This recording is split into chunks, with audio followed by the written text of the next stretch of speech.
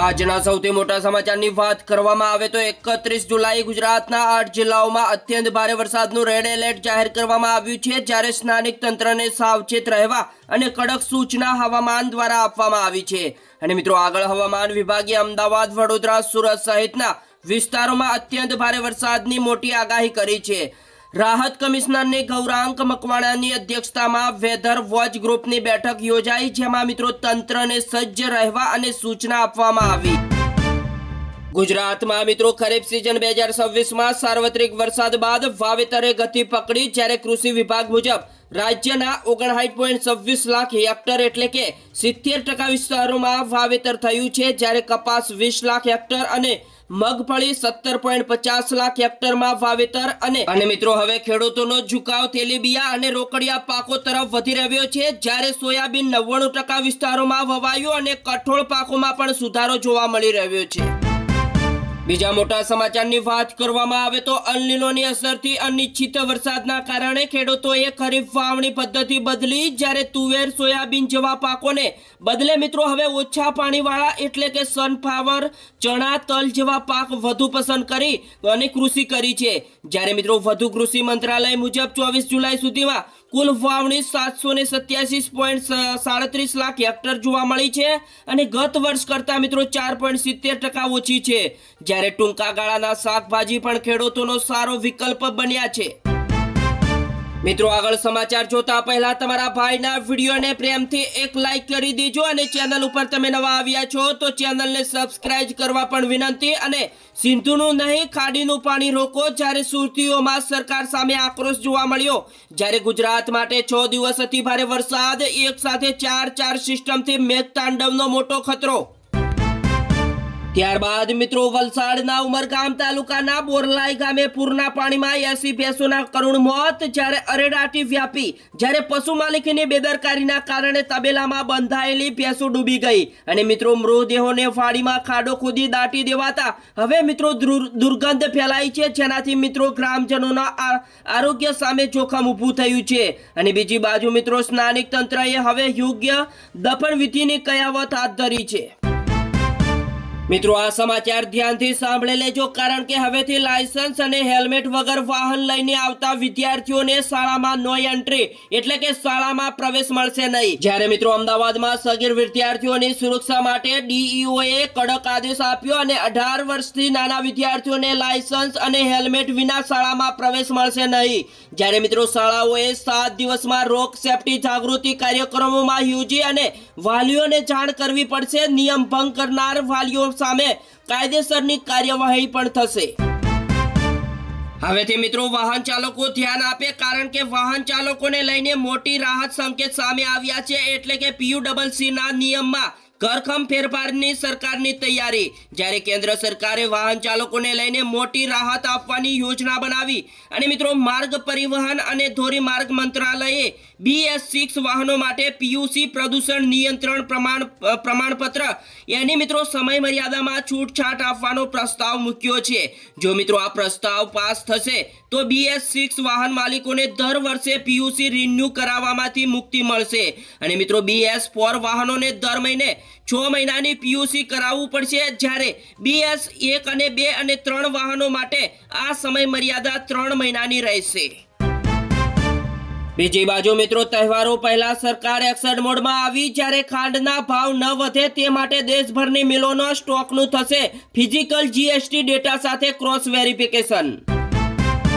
બીજા સૌથી મોટા સમાચારની વાત કરવામાં આવે તો અમદાવાદ જિલ્લામાં ભારે વરસાદથી અસરગ્રસ્ત વેપારીઓ અને દુકાનદારોને નાણાકીય સહાય આપવામાં આવશે, જ્યારે રાજ્ય સરકારની મોટી જાહેરાત કરવામાં આવી છે અને હવેથી નાના મોટા વેપારીઓ, લારી ગલ્લા ધારકો અને દુકાનદારો માટે રાજ્ય સરકારે પુનઃવસન સહાય પેકેજ જાહેર કર્યું છે। પહેલા તો મિત્રો લારીવાળાઓને 7,500 રૂપિયા મળશે અને નાની કેબિનને 25,000 રૂપિયા અને મોટી કેબિનને 50,000 રૂપિયા અને પાકી દુકાનો વાળાઓને 1 લાખ રૂપિયા સુધીની ઉચ્ચ રોકડ સહાય મળશે।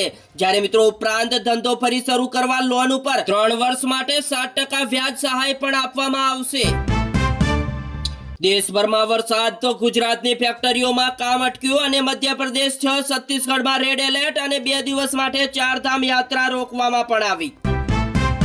બીજા મોટા સમાચારની વાત કરવામાં આવે તો ઉત્તર ગુજરાતની સૌથી દૂરના અંતરની કાવડ યાત્રા શરૂ, જ્યારે 20 કાવડિયાઓ ઉઘાડા પગે 1350 કિલોમીટર પગપાળા હરિદ્વાર જશે અને 2.85 કરોડનું વીમા કવચ પણ આપવામાં આવશે.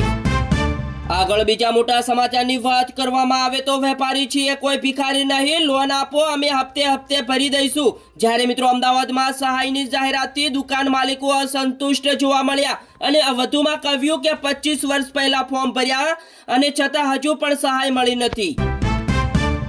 બીજી બાજુ મિત્રો રોકાણકારોને એક જ દિવસમાં 4,18,000 કરોડની કમાણી, જ્યારે સેન્સેક્સમાં 889 તો નિફ્ટીમાં 265 અંકનો ઉછાળો જોવા મળ્યો.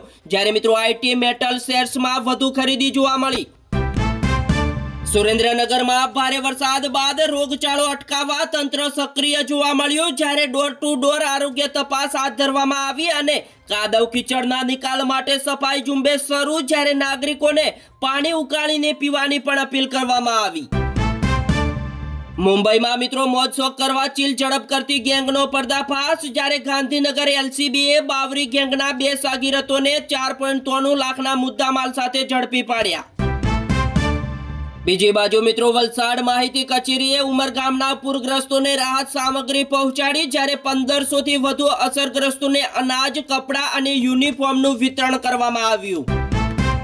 બીજા મોટા સમાચારની વાત કરવામાં આવે તો ઓનલાઈન વજન ઉતારવાની દવા મંગાવનાર વૃદ્ધા સાથે 84.38 લાખ રૂપિયાની છેતરપિંડી, જ્યારે સાયબર ક્રાઇમ પોલીસે દિલ્હીના મુખ્ય સૂત્રધારની ધરપકડ કરી અને 26 લાખ રિકવર કર્યા. અને મિત્રો અન્ય ભોગ બનનાર અંગે તપાસ ચાલુ.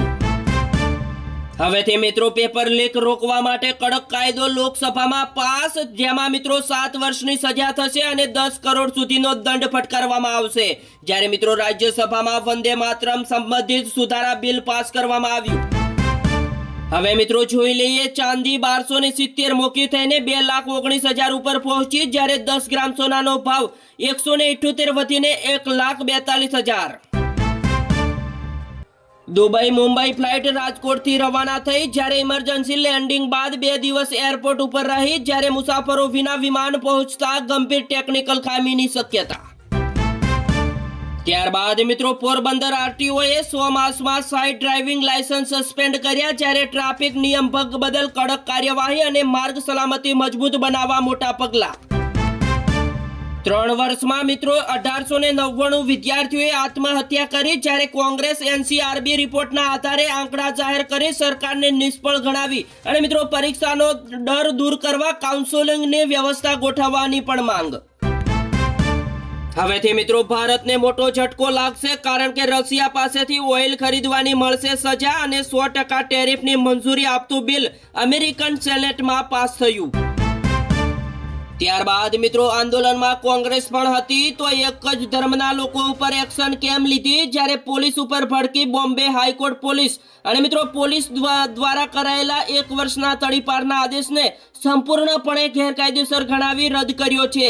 જ્યારે મિત્રો જસ્ટિસ જામદારે મુંબઈ પોલીસને સવાલ કર્યો છે કે શું આ કાર્યવાહી ધર્મના આધારે થઈ છે, જ્યારે બાબરી મસ્જિદ મુજે મસ્જિદ તોડવી ન જોઈએ એવો મિત્રો વિચાર રાષ્ટ્ર વિરોધી કેવી રીતે હોઈ શકે. કોર્ટે પોલીસને કઠોર ટિપ્પણી કરતા આદેશ પણ ગુમાવ્યો. મિત્રો આ સમાચાર દરેક લોકો ધ્યાનથી સાંભળી લેજો, કારણ કે પીએમ મોદી શાંતિથી E20 પાછું ખેંચી લે, નહીં તો મિત્રો અરવિંદ કેજરીવાલને ખુલ્લી ચેતવણી આપવામાં આવી. મિત્રો આમ આદમી પાર્ટીના સંયોજક અરવિંદ કેજરીવાલે દિલ્હીમાં E20 પેટ્રોલ મિશ્રણ સામે કેન્દ્ર સરકાર ઉપર પ્રહાર કર્યા અને તેમણે વધુ 29 ઓટોમોબાઈલ કંપનીઓને પત્ર લખી 2023 પહેલાની ગાડીઓમાં E20 સુરક્ષિત છે કે નહીં તે પૂછ્યું અને કેજરીવાલે દાવો કર્યો કે મોદી સરકારના દબાણને કારણે કંપનીઓએ જવાબ નથી આપ્યો અને વધુમાં તેમણે કહ્યું કે E20 થી 30 કરોડ ગાડીઓને નુકસાન થશે અને માઇલેજ પણ ઘટશે. ત્યારબાદ મિત્રો બેંકોએ મિનિમમ બેલેન્સના બહાને ગ્રાહકો પાસેથી 26,710 કરોડ રૂપિયા વસૂલ્યા અને રાજ્યસભામાં ખુલાસો થયો. જ્યારે મિત્રો છેલ્લા 4 નાણાકીય વર્ષમાં બેંકોએ મિનિમમ એવરેજ બેલેન્સ ન જાળવવા બદલ ગ્રાહકો પાસેથી 26,170 કરોડથી વધુનો દંડ વસૂલ્યો છે અને FY26 માં જ 7,086.63 કરોડનો દંડ વસૂલાયો, જેમાં મિત્રો ખાનગી બેંકોનો હિસ્સો 4,948.71 કરોડ હતો, જ્યારે મિત્રો HDFC બેંકે 1,798.14 કરોડ સાથે ખાનગી બેંકોમાં અગ્રેસર રહી અને SBI એ સરકારી બેંકોમાં 477.27 કરોડનો સૌથી વધુ દંડ નોંધાયો.